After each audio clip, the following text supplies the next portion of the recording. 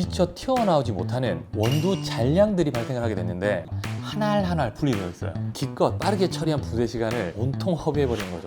진짜 짧게 하면 0.1g도 안 나와요. 4일차, 5일차, 6일차, 7일차 칼날의 구조와 성능, 잔량 통제, 쿨링 시스템이 분쇄 품질을 끌어올려줬죠.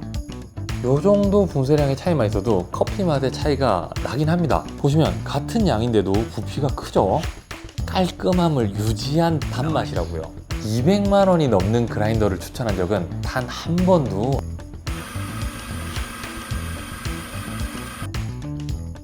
성능에는 40점, 기능 25점, 디자인에서는 15점, 가격은 20점으로 설정을 했습니다.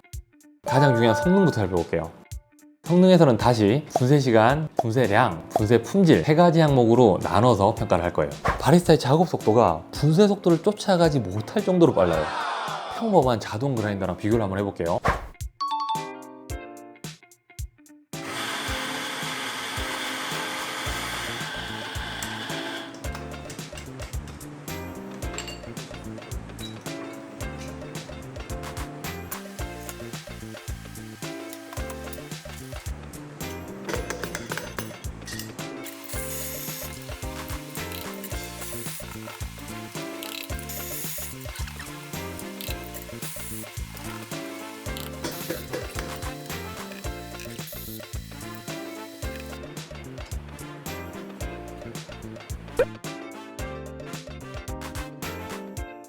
얘는 보슬보슬해서 핸드 드립처럼 이렇게 흔들어 주기만 해도 분배가 상당히 잘 됩니다.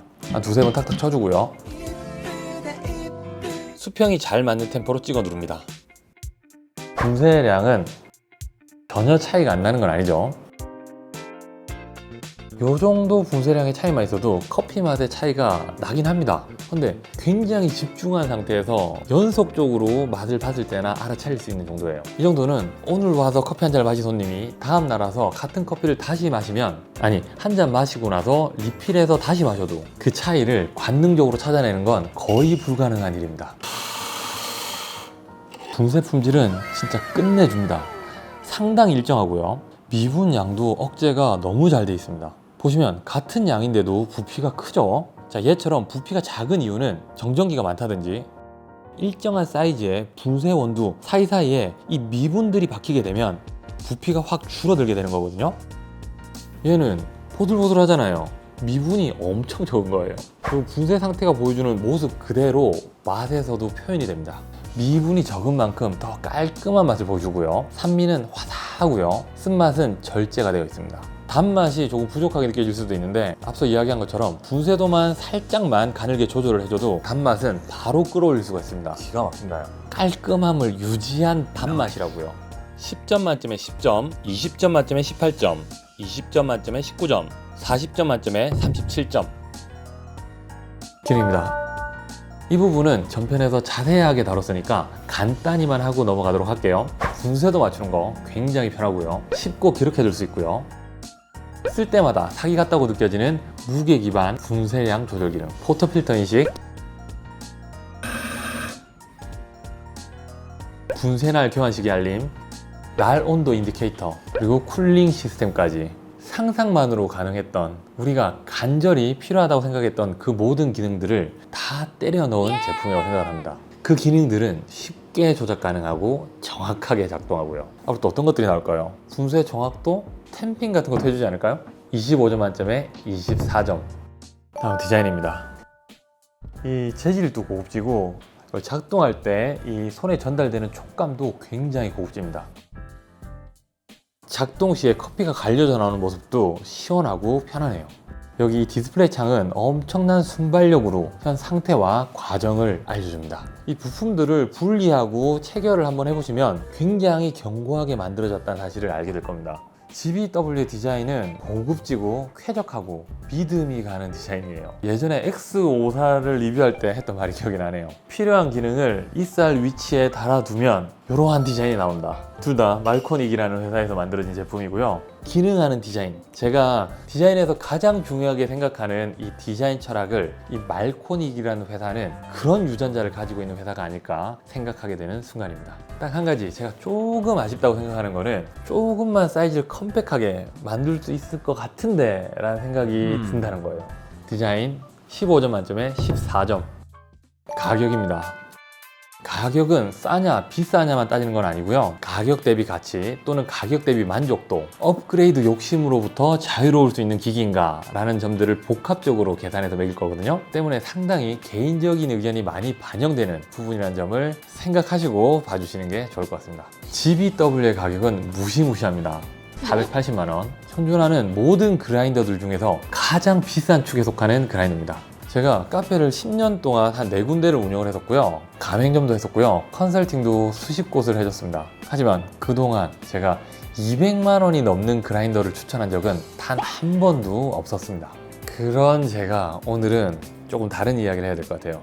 만약 좋은 커피를 판매하고 싶다면, 그리고 동시에 많은 수의 손님을 받고자 한다면 GBW는 무조건 구입을 해야 하는 그라인더라고 생각을 합니다. 그만큼 기존의 그라인더하고는 다른 성능을 보여주고 우리를 너무 편하게 해줍니다. 다른 일을 볼 수 있는 시간을 만들어줘요. 기기를 구입할 때는 예산에 맞게 구입을 하는 게 맞아요. 근데 GBW는 목적에만 부합한다면, 예산이 부족하다면 예산을 늘려서 구입하시라고 추천하고 싶은 그라인더입니다. 업그레이드 욕심이요?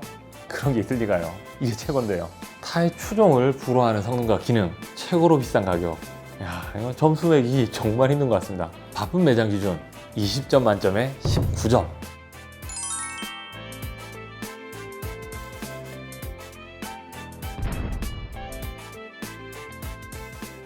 이번 GBW라는 그라인더는 살 계획이 없던 그라인더였어요. 라마 미크라를 리뷰하면서 욕심이 생기는 바람에 분쇄 품질 괜찮아, 근데 시간이 너무 걸린다, 그래 원두 리뷰 실컷 하자 라는 마음에 구입을 결정한 그라인더였습니다. 근데 이 만족도가 미크라를 훌쩍 뛰어넘습니다. 미쳤다, 너무 좋다. 한 2초 정도 걸리나? 처음에 65S GBW 살지 아니면 80S GBW 살지 이 사이에서도 고민이 정말 많았었어요. 그래서 수입사인 기정 인터내셔널 담당자를 정말 많이 귀찮게 했었고요. 상담하는 과정에 촬영용으로만 필요한 그라인더인데 사는 거다 이런 얘기를 하니까 결국 65S 그라인더를 대여를 해주시겠다고 하시더라고요. 다시 한번 고가의 제품을 저한테 빌려주기 위해서 애써주신 기정 인터내셔널 담당자님께 감사의 마음을 전합니다. 그래서 비교도 해볼 수 있긴 했었는데 80S는 제가 신품으로 산 거고요. 그리고 이 친구 같은 경우는 사용을 하던 제품이라서 완벽한 비교가 될 수 없다는 점을 말씀을 드려야 될 것 같아요. 그래서 이 상태에서의 차이점만 말씀을 드리자면, 기능적으로는 완전히 동일하고요. 날 차이랑 이 모터 차이에서 오는 분쇄 품질의 차이가 있습니다. 분쇄 시간은 당연히 S65가 조금 더 깁니다.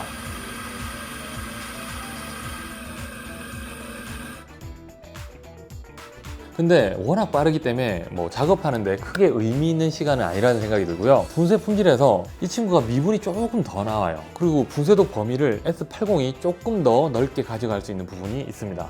날 수명도 S80이 30% 정도 더 깁니다. 그래서 S65가 조금 더 싸죠. 날 수명으로 생각하면 별 차이가 없는 거긴 한데, 디자인은 개인적으로 이렇게 호리호리한 S65가 좀 더 마음에 들어요. 확실한 건 이 둘 중 무엇을 선택하든지 간에 다른 그라인더 대신 이 둘을 선택한 거에 대해서 절대 후회가 생기지 않을 거란 것입니다. GBW는 그라인더 바이 웨이트의 약자입니다. 무게 기반 분쇄. GBW 이전의 그라인더들은 모두 GBT, 그라인드 바이 타임, 시간 기반 분쇄라고 할 수 있겠죠. 시간이 지나면 여기 GBW라는 그라인더는 역사가 될 겁니다. 사람들은 전동 그라인더의 역사를 GBW 이전의 그라인더, GBW 이후의 그라인더로 나누게 될 겁니다. 완벽함을 추구하는 게으른 바리스타의 그라인더, GBW였습니다. 안녕. 평생을 사용해도 최고의 만족감을 줄 수 있는 도구들도 모아봤습니다. 종종 실패가 나기 때문에 입문자들한테는 추천드리기가 힘든 제품이에요. 그냥 요거 사시면 됩니다. 물 빠짐이 너무 좋아서 커피에 미분까지 빠져버리는 애들이 있어요. 근데 그라인더만큼은 절대 싼 걸 사시면 안 돼요.